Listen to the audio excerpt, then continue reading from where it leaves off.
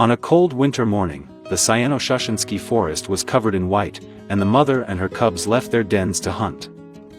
The snow was falling heavily, the ground was slippery, and the mother led her cubs along the icy bank of the stream. They were hungry since last night, so they hoped to find a fish or a small bird to fill their stomachs. The mother snow leopard walked slowly, her ears perked up, her sharp eyes scanning the water. The cub ran and jumped as she walked, curious about everything, not yet learning the mother's caution. It jumped onto a rock covered in thin snow, but unexpectedly, there was a layer of cracked ice underneath. A small crack sounded and the cub's entire body sank straight into the cold water. The mother snow leopard turned around immediately, rushed to the stream bank, and roared, calling her cub's name in despair. The cub surfaced, trying to swim, but was quickly swept away by the current. The stream flowed so fast and strong that it swept everything away without mercy. The mother leopard ran along the bank, reaching out with her legs, but could not pull her cub up. The cub's shrill cry echoed far away, causing the entire forest to stop in fear. The snow was falling thicker and thicker, the mother leopard's roar mixed with the cold wind, making it even more heartbreaking. The cub began to weaken, its small body bobbing in the cruel cold water.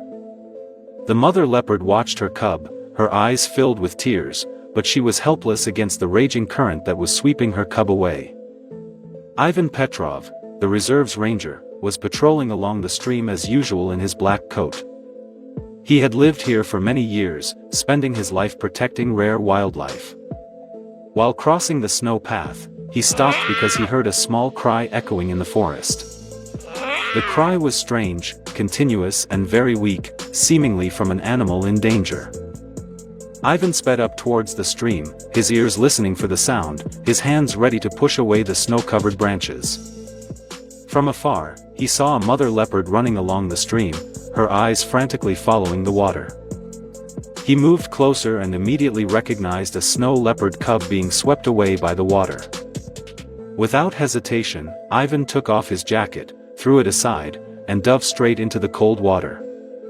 He felt the cold water cutting into his flesh, but his hands were still reaching out to the cub. The cub could only raise its head, its eyes were blurred from the cold and panic. Ivan tried to swim with the current, his arms waving vigorously, step by step approaching the slowly sinking creature. With one last swing, he grabbed the cub's hind leg as it sank. The water hit his chest like a hammer wave, but he held on tight and refused to let go. With the last of his strength, he kicked his feet hard towards the bank, while his hands still held the snow leopard. The cold water blurred his vision, but Ivan still determined the direction of the nearest snowbank. The mother leopard stood on the bank, roaring, her eyes never leaving her cub and the struggling man.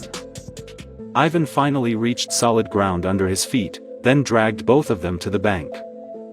He placed the snow leopard cub gently on the snow, its head resting on his trembling arm. Its face was purple from the cold, water dripping from its fur onto the white ground. Ivan took off his scarf, wrapped it around the cub's body, trying to warm it as quickly as possible. He rubbed the cub's flanks, speaking softly as he rubbed as if to reassure it. The cub's breathing was weak, but its eyes began to slowly open, its vision still cloudy. Ivan opened the emergency bag he had brought, took out a dry cloth and gently rubbed the cub's body. Under his hand, each strand of the snow leopard's fur began to dry and its body gradually warmed up again. The cub took a deep breath, shivered, then raised its head slightly to look at him as if to say thank you. Ivan smiled slightly, water running from his hair and eyebrows down his cheeks, but he did not complain about the cold. He took the silver emergency blanket and wrapped it around the cub, then held it close to him. On the other side of the bank, the mother snow leopard was still watching, seemingly waiting for the right moment to come closer. The cub let out a low growl, a weak sound but different from the despair it had sounded in the water. Ivan whispered to himself, "It's okay, little one. You're saved." The mother leopard slowly approached, her steps light but her eyes filled with tension and worry for her child. Ivan took a few steps back, placing the cub in the snow so that the mother leopard could approach more easily.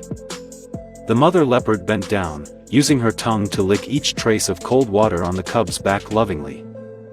The cub licked back at its mother, rubbing its head against her chest as if to say that it was safe. Ivan stood still and watched, his arms hugging his chest and panting, his eyes filled with silent joy.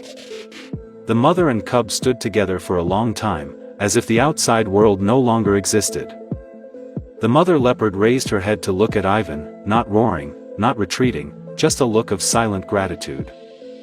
Then slowly, the mother and cub turned their backs and walked into the deep forest covered with white snow. Ivan watched, his heart light, feeling like he had just done the most righteous thing in his life. Returning to the small wooden house, he changed clothes, lit a fire, and continued his habit of drinking hot tea every morning. The next morning, as the sun was just rising over the snow-covered pine forest, Ivan heard footsteps on the snow. He left the kitchen, opened the door, and saw something unexpected. The mother and her cub returned. The mother carried a hare in her mouth, walking and looking at him without fear. The cub walked beside her, already healthy, her clear eyes looking at him with friendliness. The two stood right in front of the wooden porch, the sunlight shining on their shiny white fur. The mother placed the hare on the steps, then took a step back and looked at him attentively. Ivan stood still, his heart pounding with emotion. He had never seen anything so beautiful. He stepped out onto the porch, bent down to pick up the hare, his eyes still fixed on the two special guests. The cub leaned forward slightly, touching his nose to his hand as if remembering the warmth of yesterday.